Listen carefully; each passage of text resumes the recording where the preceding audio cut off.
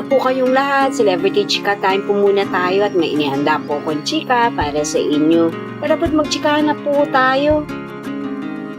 Asia's multimedia star na si Alden Richards, isa sa Sparkle USA concert tour na kasama at sold out ang mga tickets.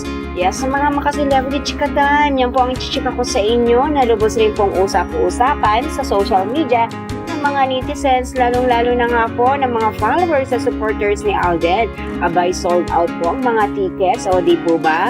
And of course, bago po tayo dumako riyan, inais ko po munang batiin mga team bahay, team abroad at mga seniors natin dyan. Shout out po sa inyong lahat at happy Saturday po.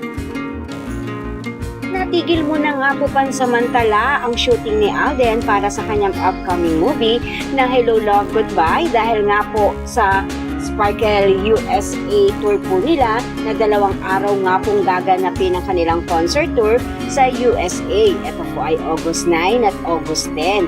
And sa ating pong nakalap na impormasyon, sold out po ang mga tickets para po sa concert tour po na ito.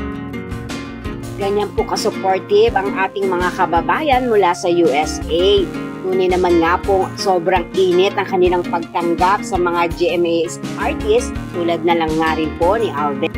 Samantala, narito po at panurin po natin ang ilan sa kaganapan ng concert tour na po na ito sa US ni Alden.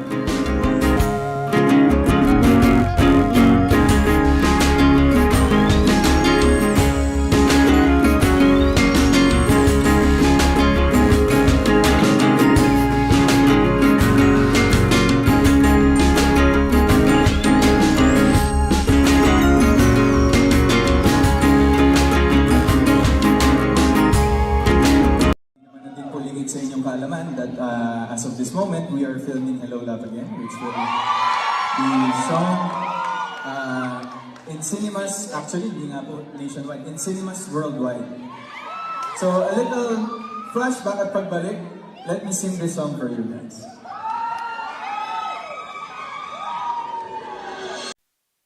Yan po ang aking chika updates for today. Salamat po sa inyong panunood. Huwag po kalimutang mag-subscribe. Pwede po mag-comment sa ibaba. Basta wag lamang po harsh o nakakasakit sa isa't isa. Salamat po muli. Spread love, not hate.